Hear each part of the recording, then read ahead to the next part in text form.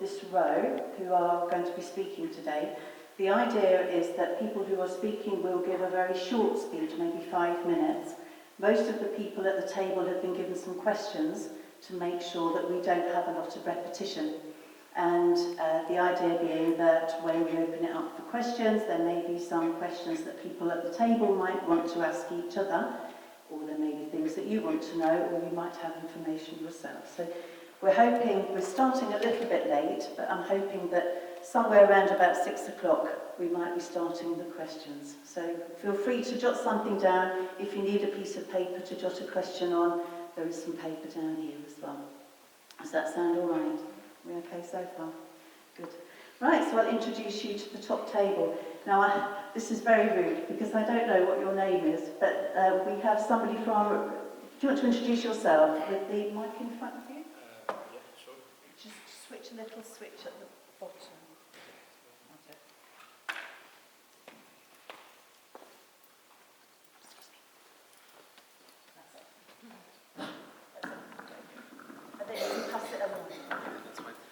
Hi everyone, my name is Muaz and I work at Rethink Tibet Society, an organization for the Syrian community in Manchester. Hello everyone, my name is Ahmed. I'm Kurd from Syria, from Kobane. I study Middle Eastern Studies at the University of Manchester. My name is Ron Senchak. I'm the president of the Greater Manchester Stop the War Coalition. I've been an anti-war activist all my life. Hello, my name is Ronnie Bigil. I'm from Turkish side of the Kurdish area, and I'm here. Well, in my late teenage, I take asylum seek in Germany and come here to study psychology, which is I live in Warrington. So. Hello everyone, I'm Hazal. I came from Turkey to here on behalf of woman activist who is collaborating with Kurdish women. Thank you. I'm Steve Sweeney. I'm the international editor for the Morning Star newspaper. Okay, so I know that there are people here who will have very little information about what's been happening for Kurds in Syria, and there will be people here who know an awful lot. I took it on myself to just give you a little bit of background, and I have to say it's a little bit, I could talk for days about this issue, but this is a very brief summary of what I think are very important issues for people who don't really know an awful lot about what's going on, and if people feel I've missed anything, then my apologies. So, the conference is about Kurdish people in Syria, what's happening and why, and what we're hoping for at the end of today is people here who might feel inspired to take some of the issues that are raised today forward in some way. So there's time at the end for people to talk together about whether or not they feel that there's something that you have in common with somebody else. So please bear that in mind as well. Right, okay, so this is a map. For people who are not aware, the red lines are country borders. So you'll see Syria in the bottom corner. The red spaces are where a lot of Kurdish people live. So the Kurds in Syria live along the border, the red line, and above that is Turkey. There are lots of Kurds in Turkey as well, as you'll see. So Syria is known as Western Kurdistan. The Turkish area is what's known as Northern Kurdistan. To the east of that, this long country down here, this is Iran. There are Kurds there. And just to mention that at the moment there are lots of things happening in Iran, and the Kurds are being, they would say, particularly hit by the Iranian government for their participation in something that's happening all over the country. So they're Eastern Kurdistan, and then down here is Iraq. So in the north of Iraq, that is the area that's known as Kurdistan, but actually for Kurdish people who talk about their Kurdistan, that would be South Kurdistan. So there's a lot of people in that area. This is what's happening in the Kurdish area in Syria at the moment, which is also known as Rojava. I can make this available online for anyone who wants these notes afterwards. So you'll see along the border between Turkey and Syria, there are areas where the Kurdish have been living and are protecting against all sorts of forces, including ISIS, is the green. The red areas are where Turkey has come into Syria and actually taken over land, so they've invaded. And the stripy bit is the bit that Turkey has proposed it would like to have as a safe area and is trying to move all the Kurds out of that area. So you can see that's quite a significant part of the area. And this was a map that was devised on the 14th of October, so it's a fairly recent one. But Turkey's intention, if it was allowed its own way, is to take that whole strip. Right, very brief history. So in 1920, the Treaty of Sevres was partitioning and dismembering the Ottoman Empire. So the UK was involved in those decisions, and Kurds were promised their own land. Winston Churchill was around at the time.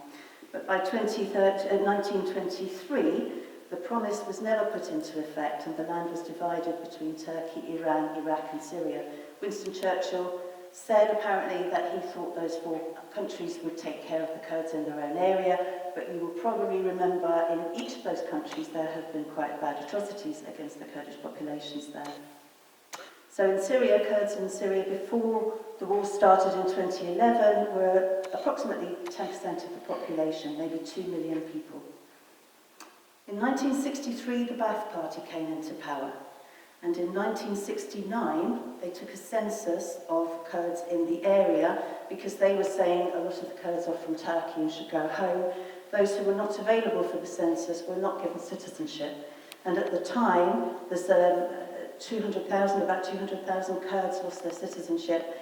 And because their children inherited citizenship or not, by 2011, there were about 400,000 people who were stateless, actually in Syria, with very reduced rights. In 1970, the Kurdish region was divided by the Arab belt. So oil-rich fertile land was transferred to Arabs who were moved into the area. And why was that? Because the government at the time was trying to think about how to control the Kurdish population. And the plan was put forward by this guy, Mohammed Talib Hilal, in 1963. I've got a list of things that he suggested, for example, going into dividing the area, stopping them using their languages, stopping their imams being allowed to preach. There were lots of things that happened to make sure that the Arabs felt they were watching the Kurds, that they could keep that area under control, and divide and rule, if you like. And we've seen different ways in which those actions have been put into place. In 2004, there was a Kurdish uprising in Qamishli, which came out of a football match where Arabs were holding up pictures of Saddam Hussein at the football ground. Kurds were killed. At the funerals, there was an uprising, which was quite quickly controlled by the government. 2008, 2010, Kurds were killed by Syrian forces while they were celebrating Nowruz. And then in 2011, the demonstrations started in Daraa, and that the Kurds were not in that area at the time, but that's when things started to kick off over there. Kurds didn't take sides with the Assad regime or the Free Syrian Army. In 2012, the Free Syrian Army attacked Serikaniye. Serikaniye was the Kurdish name, and they were accessing the area from Turkey. Now, I was very involved with monitoring what was going on at the time electronically, and we have evidence that Turkey was allowing these fighters to come in, and the descendants of those fighters became ISIS. So Turkey was facilitating that and then enabling them to come over the border so that they could go.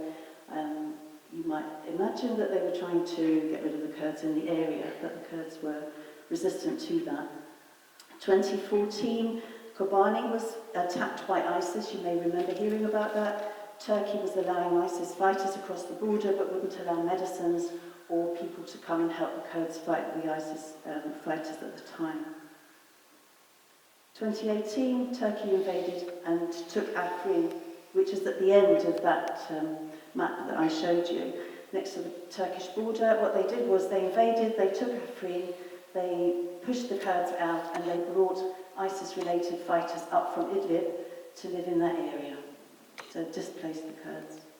And then in 2019, very recently you will know that Kurds have been invading along the border, intending to create this corridor. The United States decided to back off, Russia stepped in, and more than 300,000 people have been driven into migration. So Kurds have been attacked by the Syrian regime, by the Free Syrian Army, by ISIS, and by Turkey. And they've been used as a political football for a long, long time, but we can see that particularly now. So in the midst of this chaos, the Kurds have managed to build a society where men and women have equal footing, they have schools that are in Kurdish, they've welcomed internally displaced people and looked after them with very little outside help, if any. And we have to applaud them for that, that's been brilliant. And the ideology that they've been building that on comes from Abdullah Öcalan in the beginning, and he was influenced by Nuri Buchan. So that, again, if you want any more information about that, I can give it to you later. But that's where a lot of this ideology comes from. And quite a lot of that ideology you'll also find in Turkey. So who's around for the Kurdish voice? Because one of my problems is that the Kurds are not being heard outside of Kurdistan in a way that's meaningful. So the main political party is the PYD. TEVDEM is the Federation of Democratic Society Organisations. The Syrian Democratic Council was established in 2015, and that includes all the political parties in northeast Syria. They're a very, very important organisation. The Autonomous Administration of Northern East Syria is the area along the border that Kurds have got control of at the moment, so self-governing area. What's the UK doing? And I can say that I have seen a lot of this. Turkey put together the Syrian National Council. The UK recognised that group as the incoming government, which hasn't obviously happened, but they put all their eggs in that basket because Turkey is a NATO member. They thought Turkey could be controlled, and Turkey also was Islamic enough to have a lot of influence over Islamic groups in the area. So we think that's probably why they did that. There's also been some talks in Riyadh, in Saudi Arabia, about putting together new constitutions. And I know 2 instances where Turkey has been very powerful and exercised control, taking Kurds out of those talks.